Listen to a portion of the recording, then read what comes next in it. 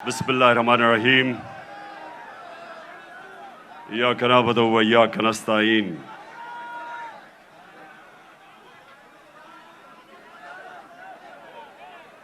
میں آج آپ سب سے جو اندر بھی بیٹھے ہیں اور جو باہر سارے لوگ کھڑے ہیں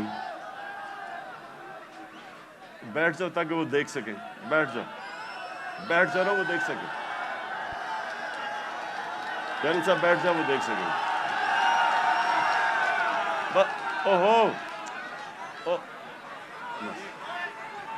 تھوڑا پیچھے. اچھا جی، بسم اللہ الرحمن الرحیم. میں یہ چاہتا ہوں کہ آج بڑی خاموشی سے میری بات سنیں تاکہ یہ ایک بڑا مبارک دن ہے،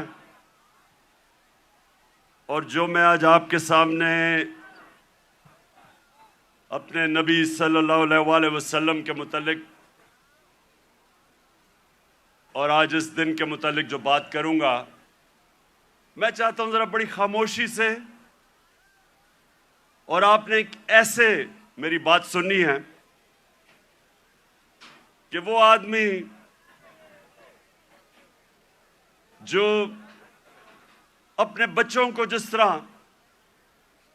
سمجھانے کی کوشش کرتا ہے، سیدھے راستے پہ لگانے کی اپنے بچوں کو کوشش کرتا ہے، جس طرح باپ یا ماں باپ، وہ یہ نہیں کہ ماں باپ نے زندگی میں کوئی غلط کام نہیں کیے، یہ نہیں کہ ماں باپ کوئی فرشتے ہوتے ہیں، لیکن ماں باپ کی ہمیشہ یہ کوشش ہوتی ہے کہ ہم اپنے بچوں کو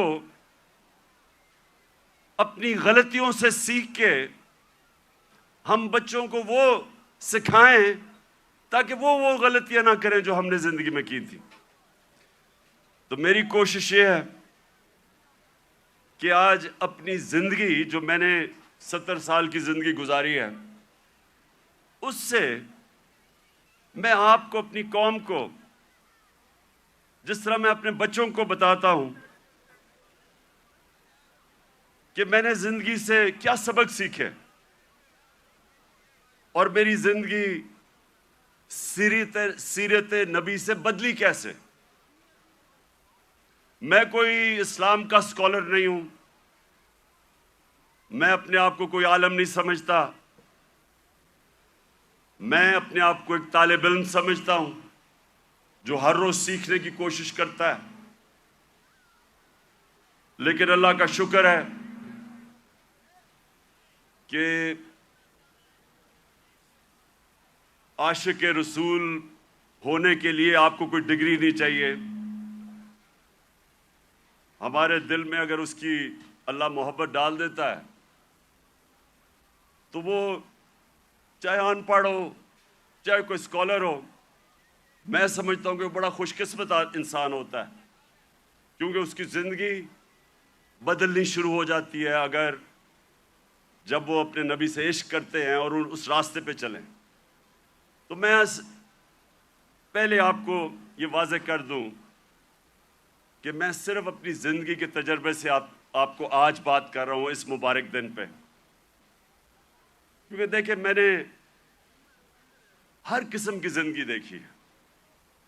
کرکٹ سٹار، گلیمر، مغربی زندگی، اپنا ملک، ہر قسم کی میں زندگی پہ دیکھ کے تو آج آپ سے بات کر رہا ہوں. سب سے پہلے ابھی آپ نے جو یہ فلم دیکھی، اس میں دنیا کی تاریخ کا سب سے بڑا انقلاب آپ نے دیکھا. دنیا کی تاریخ میں کبھی اتنا بڑا انقلاب نہیں آیا. 622 سب یہ تاریخ یاد کر لیں کہ 622 میرے پیارے نبی صلی اللہ علیہ وسلم ہجرت کرتے ہیں مدینہ. 632 وہ دنیا سے چلے جاتے ہیں، پردہ کر دیتے ہیں۔ ان 10 سالوں کے اندر دنیا کی تاریخ بدل جاتی ہے۔ تو جو میں اپنے نوجوانوں کو آج، اپنی یوتھ کو، اپنے بچوں کو، ساروں کو جو میں آپ کے ذہن میں آج ایک چیز ڈالنا چاہتا ہوں کہ وہ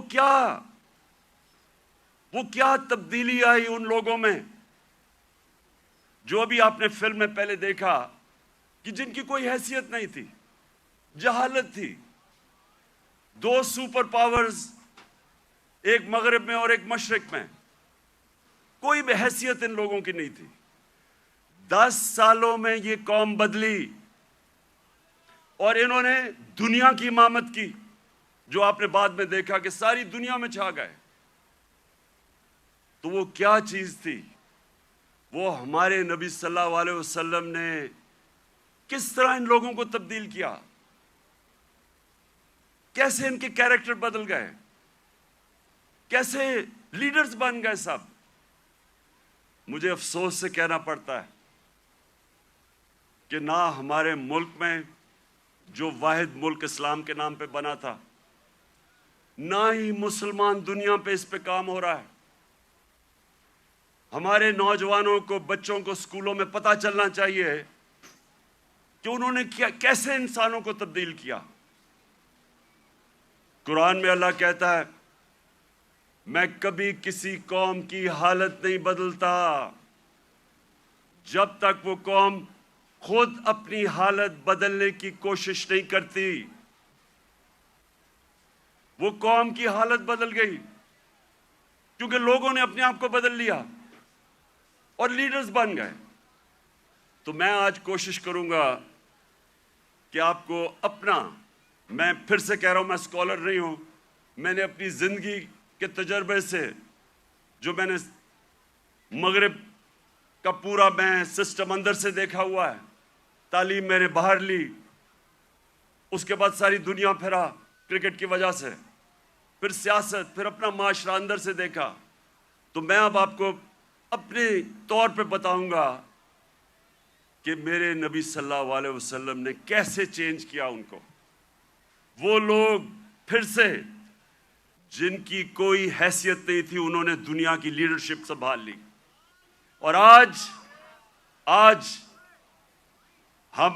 میں سمجھتا ہوں کہ ہمارا پاکستان ادھر ہی کھڑا ہے۔ وہ جو نا آپ نے پہلے حالات دیکھے تھے جہالت کے، ہم اس کے بڑے قریب کھڑے ہیں۔ اور ہم نے کیسے بدلنا ہے اپنے آپ کو؟ اگر ہم نے دنیا میں عزت سے رہنا ہے، اور اگر جو بہت بڑی خواب تھی پاکستان کی، علامہ اقبال، جو ان کی شاعری سے انہوں نے غلام ہندوستان کے مسلمانوں کو جگانے کی کوشش کی، اور ان کی شاعری کی قرآن کے اندر، ساری شاعری قرآن کے اندر ہے اور نبی صلی اللہ علیہ وسلم کی سنت کے اوپر ہے۔ اس کے اوپر انہوں نے جگانے کی کوشش کی ہندوستان کے مسلمانوں کو۔ اور وہ خواب کیا تھی کہ ہم ایک ایسا ملک بنائیں گے جو دنیا میں مثال بنے گا کہ حقیقی طور پہ اسلام کیا ہے۔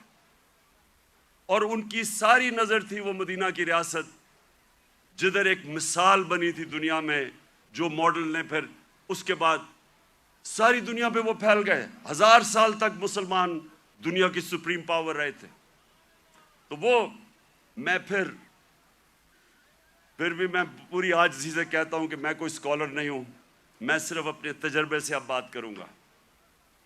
دیکھیں سب سے پہلے کیا ہوا، انہوں نے کیسے انسانوں کے کیریکٹر بدلے۔ انہوں نے کیا کیا؟ انہوں نے سب سے پہلے انسانوں کو آزاد کیا، ذہنی طور پہ آزاد کیا، اندرونی طور پہ آزاد کیا، کیونکہ آزاد ذہن ہی بڑے کام کرتے ہیں۔ غلام ذہن کبھی کوئی چیز ایجاد نہیں کرتے۔ انوینشنز، نئی ایجاد جو چیزیں ہوتی ہیں وہ آزاد مائنڈ کرتے ہیں۔ غلام نہیں کر سکتا. ایک غلام اچھا غلام ہی بنتا ہے, کاپی کرتا ہے. آزاد ذہن بڑے کام کرتا ہے, اور اس کی وجہ کئی 100 سال تک سارے دنیا کے ٹاپ سائنٹسٹ مسلمان تھے, اور وہ اس کی بنیاد رکھی گئی مدینہ میں. تو سب سے پہلے انہوں نے کیا کیا؟ میری زندگی میں جو سب سے بڑی رکاوٹ ایک انسان کی پرواز میں ہے وہ ہے خوف. اور میں بار بار یہ اپنی قوم کو بتاتا رہتا ہوں کہ جو خوف کا بت ہے اس کا توڑنا بڑا ضروری ہے.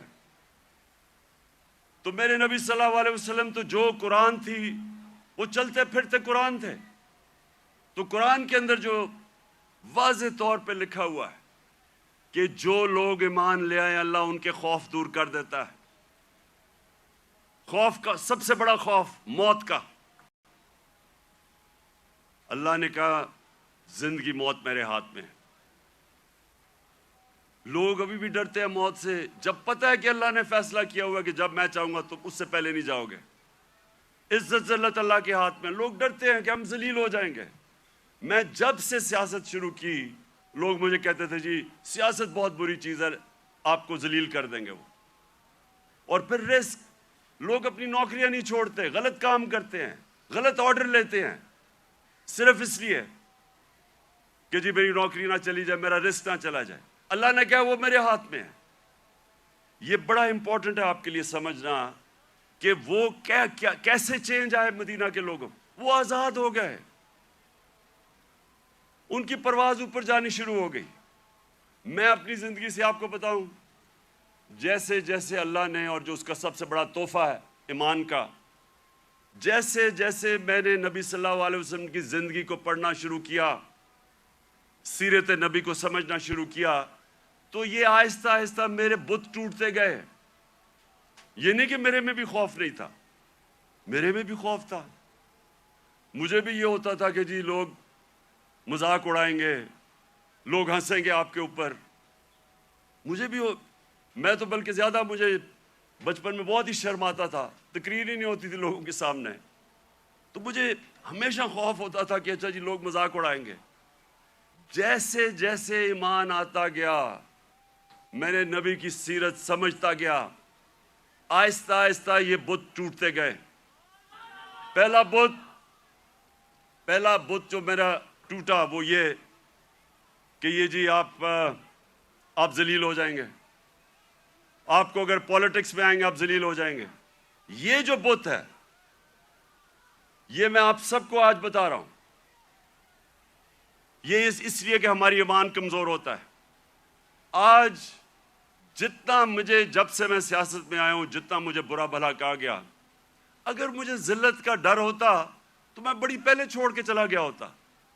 جس طرح کے میرے اوپر ذاتی اٹیکس, ہر قسم کے میرے اوپر, جس طرح کی انہوں نے گندگی میرے اوپر پھینکی ہے 20 سالوں میں, 26 سالوں میں, کسی اور سیاستدان پہ نہیں پھینکی.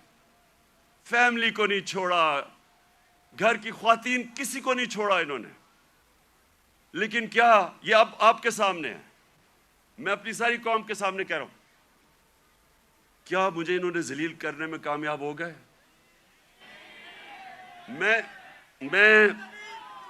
ایک منٹ, میں آپ کو آج سب کو کہہ رہا ہوں, پچھلے 6 مہینے میں جتنی مجھے اللہ نے عزت دیا, مجھے ساری زندگی میں کبھی اتنی عزت نہیں ملی.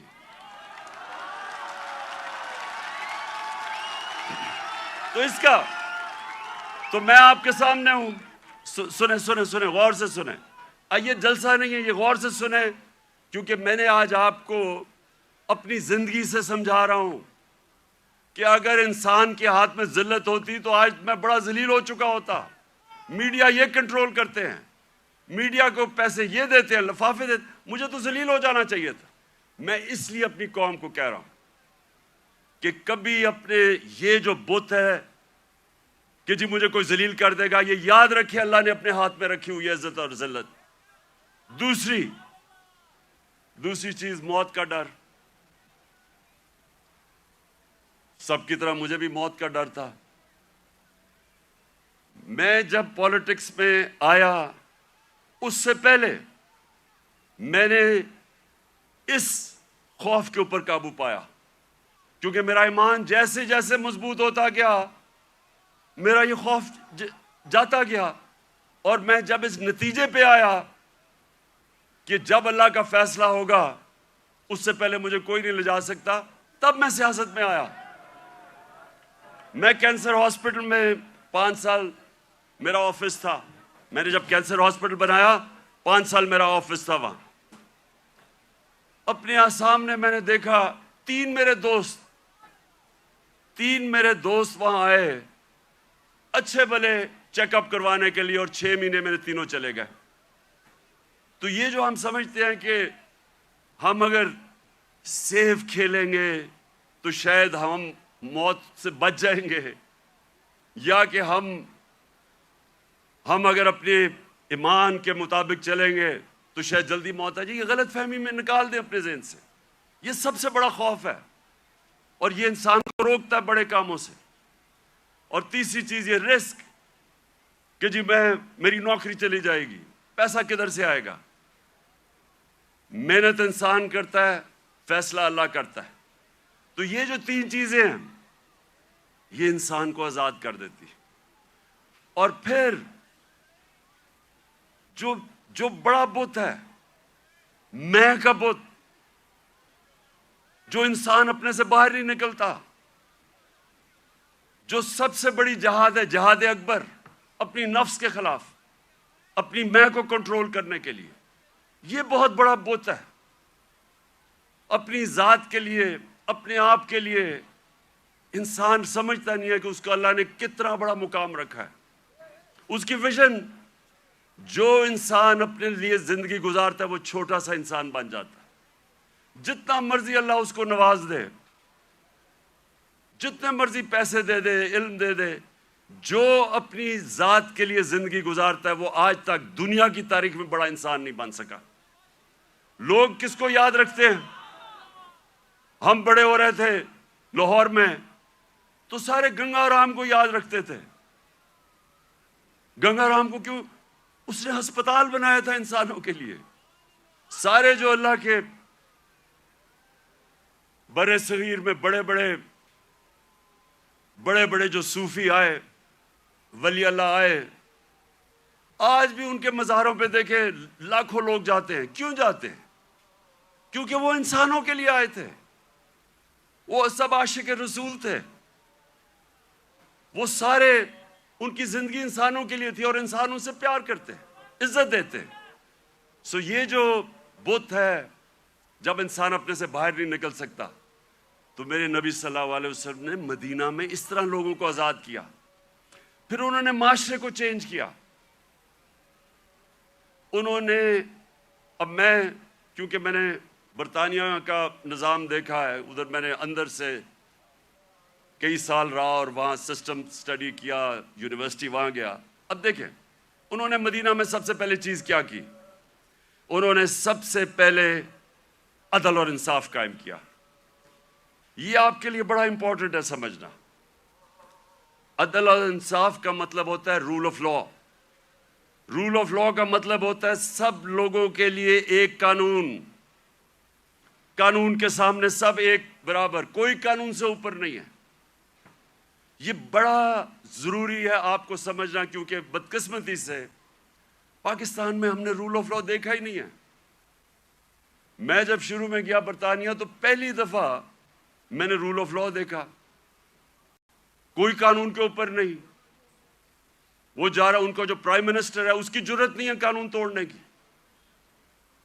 ہم نے جب شروع میں دیکھا جو ان کا برطانیہ کا جو شہزادہ تھا پرنس چارلز، اس کو ٹریفک وارڈن نے روک کے فائن کر دیا، وہ سپیڈ کر رہا تھا۔ وہاں کوئی قانون سے اوپر نہیں تھا۔ ابھی آپ نے دیکھا کہ برطانیہ کا پرائم منسٹر جو کہ باہری اکثریت سے جیتا تھا، اس کو صرف نکال دیا گیا اس وجہ سے کہ انہوں نے کہا کہ اس نے جو لوگوں کے لیے قانون بنایا تھا سوشل ڈسٹنسنگ کا کرونا کے دوران، اس نے اس کے اوپر عمل نہیں کیا، اس پہ نکال دیا۔ قانون کی بالادستی۔ اور یہ میرے نبی صلی اللہ علیہ وسلم نے مدینہ میں کہا کہ میری بیٹی بھی اگر جرم کرے گی تو اس کو سزا ملے گی. کوئی قانون سے اوپر نہیں ہے. انہوں نے جو عدل اور انصاف کا نظام قائم کیا، یہ یاد رکھیں کہ پہلے عدل اور انصاف آیا پھر خوشحالی آئی. یہ نہیں کہ پہلے خوشحالی آئی اور پھر انصاف ہوا. انصاف کی وجہ سے خوشحالی آتی ہے معاشرے میں. جو آج دنیا کے اندر ایک انڈیکس ہے، اسے کہتے ہیں رول آف لا انڈیکس، کہ کن معاشروں میں دنیا میں قانون کی بالادستی ہے اور کن معاشروں کے اندر جنگل کا قانون ہے، یعنی جس کی لاٹھی اس کی بھینس. آپ کو حیرت ہوگی سن کے کہ جس ملک پہ سب سے زیادہ قانون کی حکمرانی ہے، یعنی انصاف ہے، جو مدینہ کی ریاست میں قائم کیا گیا، وہ ہے سوئٹزرلینڈ. سوئٹزرلینڈ میں 99.9% رول آف لا انڈیکس ہے، یعنی مکمل انصاف ہے. وہاں کوئی انسان قانون کے اوپر نہیں ہے. سب سے خوشحال جگہ ہے سوئٹزرلینڈ. وسائل ہے ہی نہیں. اور سب سے کم رول آف لا انڈیکس پہ کون ہے؟ نائجیریا، 7%. وہ ہے تقریباً 100%، وہ ہے 7%. نائجیریا سب سے زیادہ افریقہ میں تیل نائجیریا میں ہے. اسے تو بڑا امیر ہونا چاہیے وسائل کے حیثیت سے. سوئٹزرلینڈ میں تو سوائے گائے اور پہاڑوں کے ہے ہی کچھ نہیں. وہ سب سے خوشحال ہے. اور نائجیریا میں سب سے زیادہ غربت ہے، کیونکہ قانون ہی نہیں ہے، انصاف ہی نہیں ہے. وہاں بھی اوپر تکڑے لوگ بیٹھے ہوئے ہیں جو کہتے ہیں ہم قانون کے اوپر ہیں. قانون صرف کمیوں کے لیے ہے. ادھر بھی کوئی وہ ملک جدھر افریقہ میں سب سے زیادہ تیل ہے، وہ غربت ہے، کیونکہ صرف 7% رول آف لا انڈیکس ہے. اور آپ کو افسوس ہوگا کہ تقریباً ساری مسلمان دنیا 20% سے کم ہے.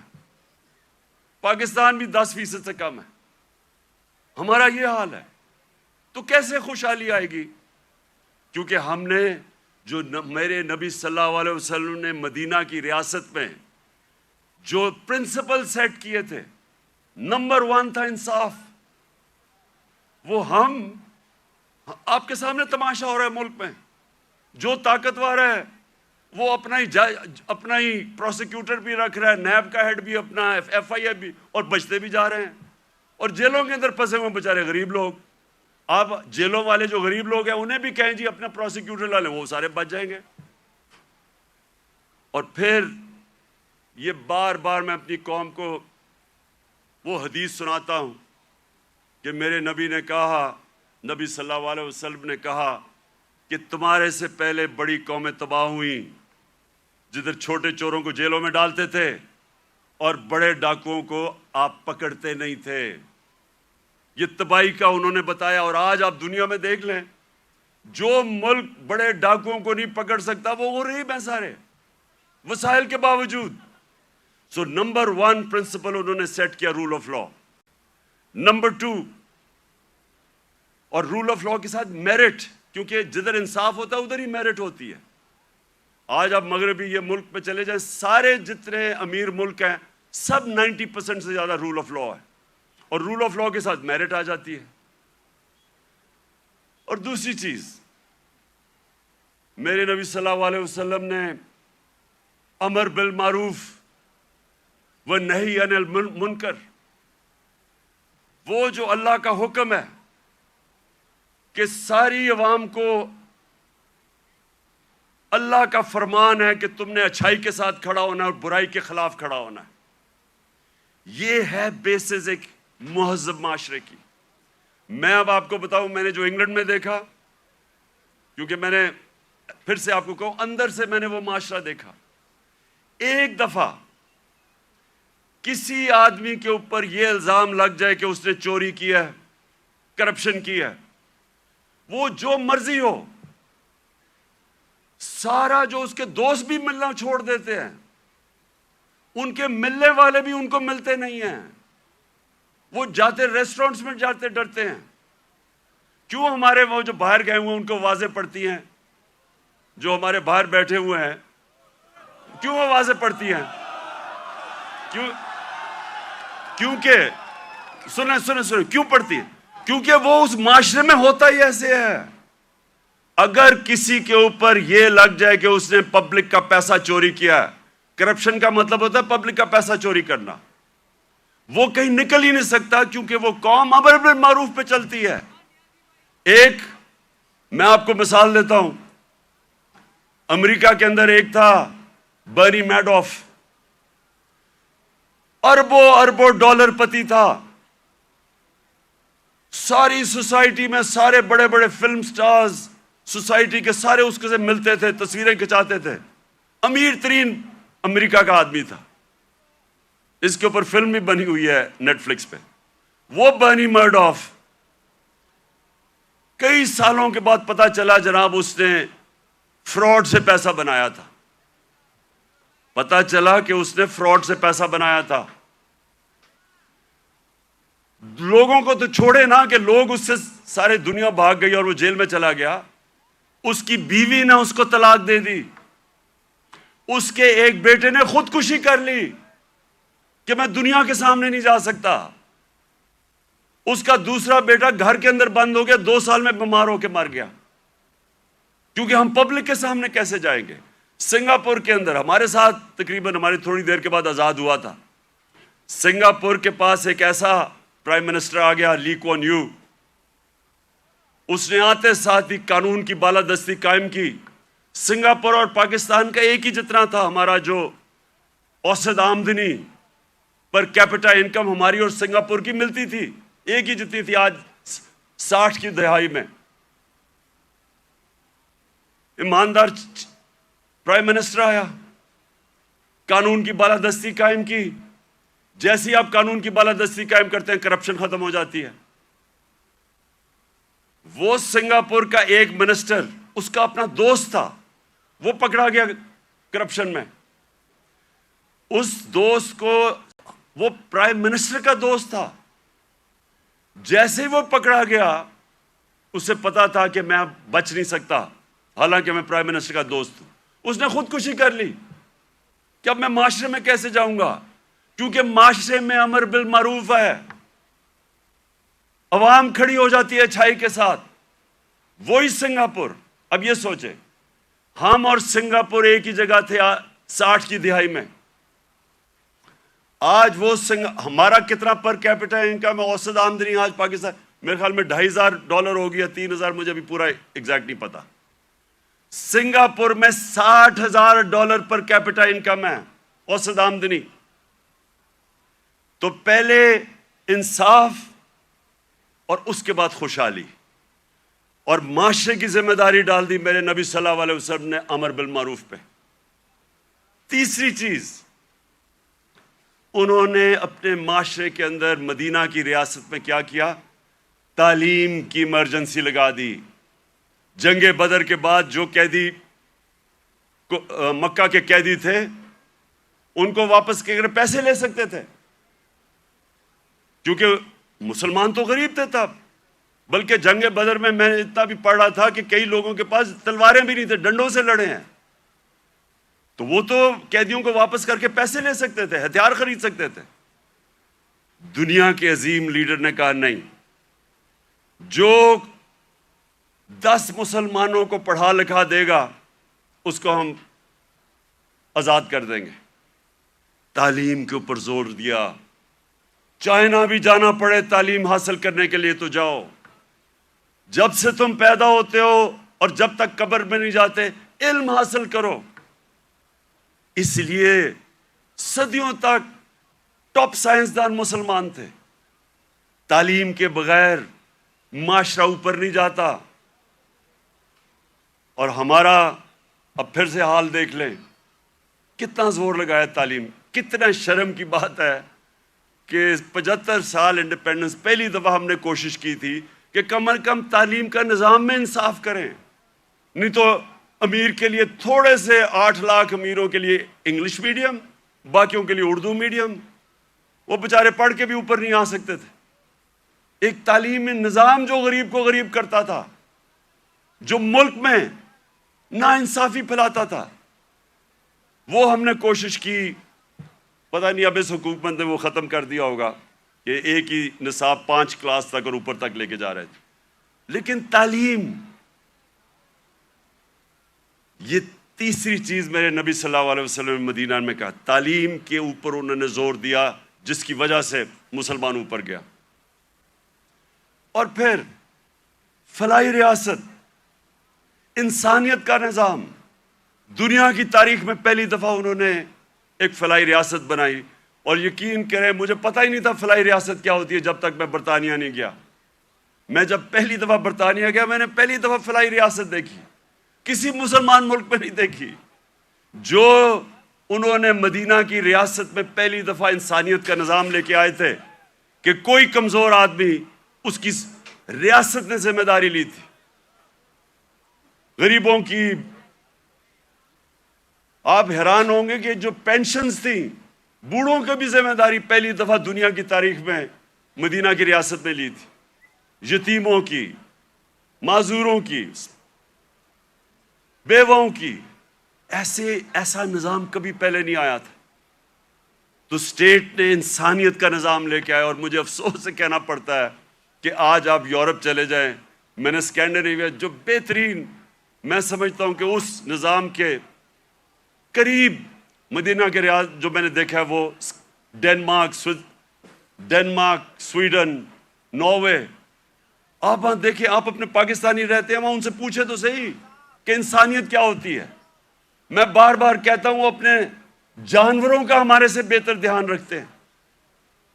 وہ حضرت عمر کا قول تھا کہ اگر کتا بھی بھوکا مرے میری ریاست میں تو میں ذمہ دار ہوں. آج ادھر آپ دیکھ لیں، ان کا RSPC ہے، کتے آپ کو سڑکوں پہ نہیں نظر آئیں گے، وہ ان کو ہومز دیتے ہیں، ان کو کھلاتے ہیں پلاتے ہیں. یعنی وہ جو ہم نے دنیا میں شروع کیا تھا، جو میرے نبی صلی اللہ علیہ وسلم نے انسانیت کا نظام دنیا میں شروع کیا تھا، وہ آج ان ملکوں میں مل رہے ہیں جو مسلمان نہیں ہیں.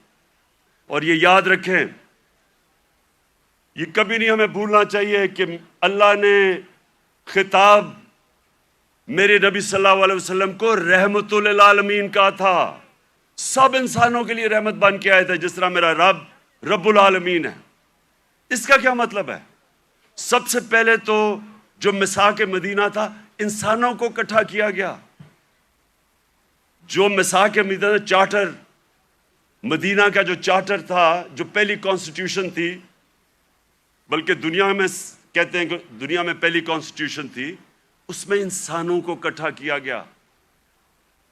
وہاں عیسائی تھے، وہاں مسیح برادری تھی، وہاں یہودی تھے، ان سب کو اکٹھا کیا گیا.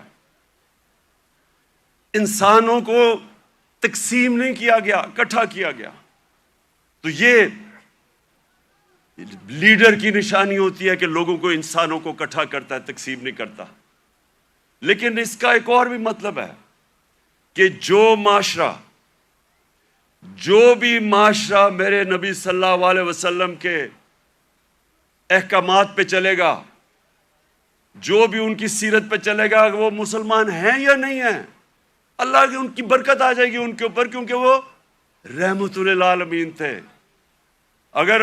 اگر صرف ان کی سیرت پہ چل کے مسلمانوں کو ہی فائدہ ہونا تھا تو اللہ ان کو رحمت للعالمین نہ کہتے، رحمت المسلمون ہوتے وہ. تو اس لیے آج اگر آپ دیکھتے ہیں ملکوں کی خوشحالی، آپ دیکھیں کہ کتنی طور پہ وہ میرے نبی صلی اللہ علیہ وسلم کی سیرت پہ چل رہے ہیں. آپ کو حیران ہوں گے کہ جب ہم نے بھی شروع میں پڑھا، ہم بھی حیران ہوئے. میں نے بہت پہلے پڑھا، محمد عبدو بڑا اسکالر تھے، بہت بڑے عالم تھے اسلام کے. وہ جب پہلی دفعہ یورپ کوئی 125 سال پہلے گئے اور مصر سے گئے، تو جب وہ مصر واپس آئے انہوں نے کیا کہا؟ انہوں نے کہا میں یورپ گیا تھا، وہاں مسلمان تو نہیں نظر آئے لیکن بڑا اسلام نظر آیا. اور جب واپس مصر آئے تو کہتے مسلمان تو بہت ہیں، اسلام بہت کم نظر آ رہا ہے. تو ہم پاکستانی جدھر آج کھڑے ہیں، ہمارے پاس ایک راستہ ہے. اور میں اس لیے آج میں چاہتا ہوں کہ اس مبارک دن ہم عشق کرتے اپنے نبی صلی اللہ علیہ وسلم سے، لیکن ہم انہوں نے جو ان کی سیرت پہ عمل نہیں کرتے.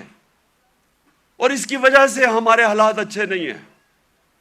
اور میرا یہ ایمان ہے کہ جب تک ہم وہ جو انہوں نے راستہ بتایا اس پہ نہیں چلیں گے, ہمیں عزت نہیں ملنے لگی. پرائم منسٹر باہر جاتا ہے اور بھیک مانگ رہا ہوتا ہے, جی مجھے پیسے دے دو نہیں تو ہمارا ملک تباہ ہو جائے گا. سب 22 کروڑ لوگوں کے لیے, ہم سب کے لیے شرمناک ہے کہ وہ ملک جس کا نعرہ تھا پاکستان کا مطلب کیا, لا الہ الا اللہ, یہ بڑا نعرہ ہے, یہ دعویٰ ہے بہت بڑا, یہ اللہ سے وعدہ ہے کہ اللہ تیرے سوا کوئی خدا نہیں ہے. وہ آج ایسے پھر رہا ہے دنیا میں, کوئی آتا ہے گورے رنگ کا, کوئی باہر سے آ جاتا ہے, سارے گر جاتے ہیں اس کے سامنے. نہ عزت ہے, نہ آزادی ہے. جو حکم ملتا ہے کہ اچھا جی روس سے تیل نہیں لینا, ہم نہیں لیتے کیونکہ حکم آیا باہر سے.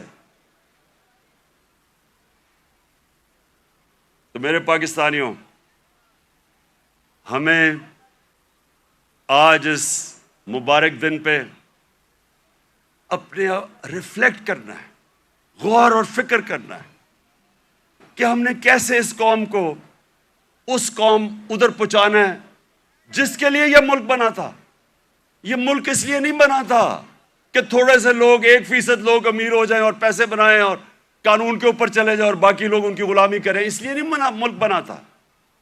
ملک بنا تھا, ایک بڑا خواب تھا کہ ہم ان پرنسپلز پہ چلیں گے, اور دنیا کی تاریخ شاہد ہے کہ وہ 10 سالوں کے اندر, 10 سال, زیادہ دیر نہیں, 10 سالوں کے اندر وہ قوم کھڑی ہو گئی تھی.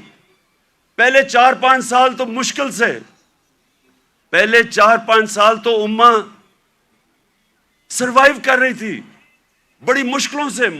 کبھی جنگ احد, پھر جنگ خندق, بڑی مشکلوں سے امہ نے اپنے آپ کو بچایا, قربانیاں دے کے اپنے آپ کو بچایا. اس کے بعد وہ پھر ان کا عروج شروع ہوا. قومیں قربانیاں دے کے بنتی ہیں, قومیں بھیک مانگ کے اور قرضے دے کے اور دوسروں کے سامنے ذلیل ہو کے نہیں قومیں بنتی. قومیں بنتی ہیں جب, جس طرح دنیا کے عظیم لیڈر نے اپنی مثال دی کہ جب جنگ خندق کے اندر مشکل وقت تھا, کھانا پینا نہیں تھا کیونکہ وہ چاروں طرف مکہ کے وہ کفار نے گھیرا ہوا تھا ان کو, تو لوگوں کو کہا پیٹ, ایک پتھر باندھو پیٹ پہ, اپنے پیٹ پہ 2 پتھر باندھے ہوئے تھے. لیڈر نے قربانی دے کے اپنی قوم کو کھڑا کیا تھا. اور یہ وہ قوم اللہ نے جس کو ہر قسم کی نعمتیں بخشی ہیں, ہمیں 12 موسم ہر قسم کی, یہاں آپ کو اندازہ ہی نہیں ہے. میں تو 3.5 سال میں اقتدار میں پتہ چلا کہ اللہ نے کیا دیا ہے. لیکن ہمیں کیریکٹر چاہیے, ایک کیریکٹر چاہیے ایک بڑی قوم بننے کے لیے. جو ہمارے نبی صلی اللہ علیہ وسلم نے ان کو آزاد کیا تھا, ان کا کیریکٹر اٹھایا تھا. ایسا کیریکٹر تھا کہ انڈونیشیا اور ملیشیا کے اندر کوئی مسلمان فوج نہیں گئی, صرف مسلمان تاجروں کی وجہ سے, ان کے کیریکٹر کو دیکھ کے لوگ مسلمان ہو گئے. حضرت معین الدین چشتی جب راجپوتانہ میں آئے تو وہاں تو کوئی مسلمان ہی نہیں تھا, راجپوتانہ میں تو کوئی مسلمان نہیں تھا. جب وہ گئے تو لاکھوں لوگ ان کے جنازے پہ آئے. کیریکٹر سے انہوں نے بدلا. جو ساری جو 10 سال تھے, 622 اور 632, ٹوٹل لوگ کہتے ہیں جی تلوار سے اسلام پھیلا.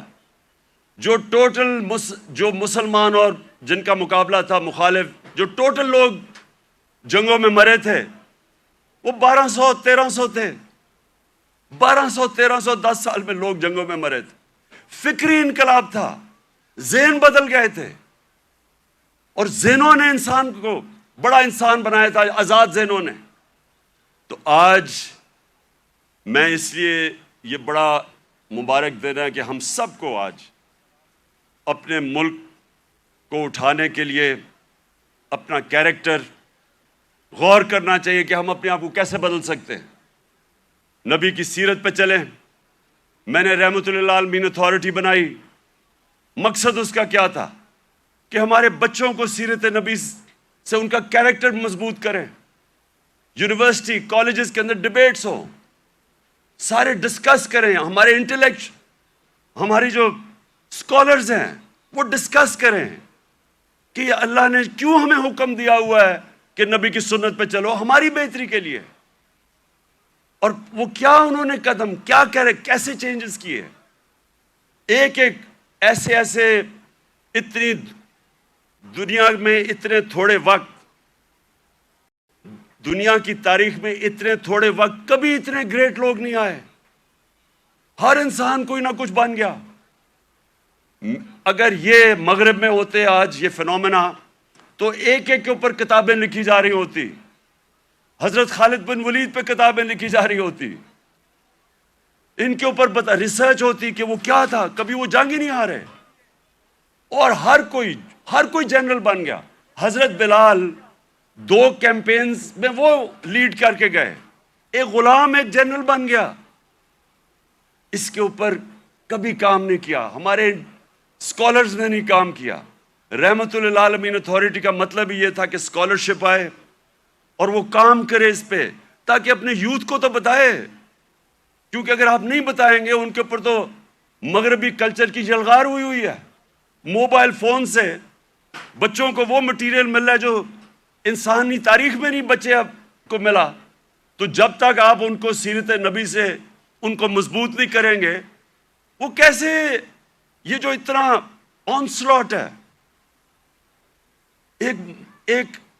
ایک وہ کلچر کا جو بالکل مختلف ہے ہمارے دین سے, ہماری تاریخ سے, ہمارے کلچر سے, وہ کیسے مقابلہ کریں گے ان کو جب تک ان کو آپ مضبوط نہیں کریں گے. وہاں تو جو کلچر آ رہا ہے ٹیلی فون سے, میں ابھی آپ کو بتا دیتا ہوں, وہ یہ کہہ رہا ہے کیونکہ ٹیکنالوجیکلی وہ اتنے آگے نکل گئے ہیں, اس کا مطلب ہر چیز میں وہ آگے ہیں, اس کا مطلب ہمارا دین بھی آؤٹ ڈیٹ ہو چکا ہے, ہمارا کلچر بھی آؤٹ ڈیٹ ہو چکا ہے. تو بیچارے ان کو کاپی کرنا شروع کر دیتے ہیں بچے, اور غلطی ہماری ہے کیونکہ ہم ان کو بتا ہی نہیں سکے کہ دوسرا ہمارا ہے کیا, جو علامہ اقبال کوشش کرتے رہے. تو یہ رحمت للعالمین اتھارٹی کا مقصد ہی یہ تھا کہ ہم ابھی سے اپنے بچے, کالج اسٹوڈنٹس, یوتھ, ان کو تیار کریں کہ 21ویں صدی میں آپ نے کیسے آپ نے فیس کرنا دنیا کو. ماں خاص طور پہ ماؤں کے اوپر جو اب پریشر ہے, مجھے تو پتہ ہے کیا پریشر پڑا ہوا ہے یہ موبائل فون کی وجہ سے, جو بچوں کے لیے اب آ گیا. تو اس لیے میں آج اس دن پہ اپنی ساری یوتھ کو کہتا ہوں کہ اگر ابھی تک ہمارے ایجوکیشن سسٹم آپ کو تعلیم نہیں دے سکا جو آپ کو ملنی چاہیے, اور انشاءاللہ ہم جب بھی واپس آئیں گے اور اللہ نے جب کیا تو رحمت للعالمین اتھارٹی کو ریوائیو کریں گے, اسکالرشپ ریوائیو کریں گے, بچوں کو تیار کریں گے. اور میں یہ چاہتا ہوں, دیکھیں آخری بات میری جو آخری بات ہے وہ یہ سن لیں. یہ تو اللہ کا سب سے بڑا تحفہ ہے کہ وہ کسی کو ایمان دیتا ہے یا نہیں دیتا.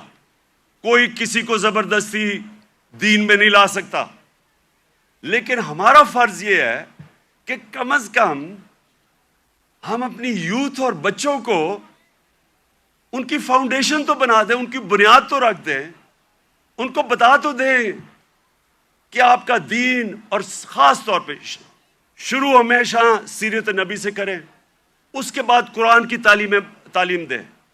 سیرت نبی ایک ایسی چیز ہے جو میں اپنے آپ سے کہہ رہا ہوں کہ میری تو پہلے مجھے نبی کی سیرت میں نے پڑھی اور سمجھی, ان کی تاریخ, ان کی زندگی, پھر مجھے قرآن کی سمجھ آئی. اس سے پہلے مجھے قرآن کی سمجھ ہی نہیں آتی تھی. تو جب تک مجھے سیرت نہیں پڑھی پھر مجھے سمجھ آنی شروع ہوئی.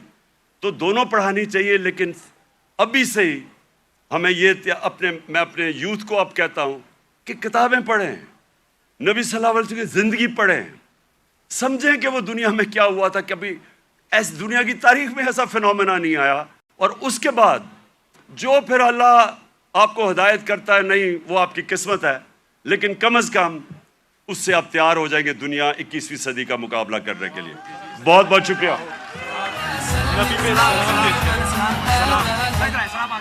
سلام سلام. اب ہم سب مل کے سلام پیش کریں گے. سلام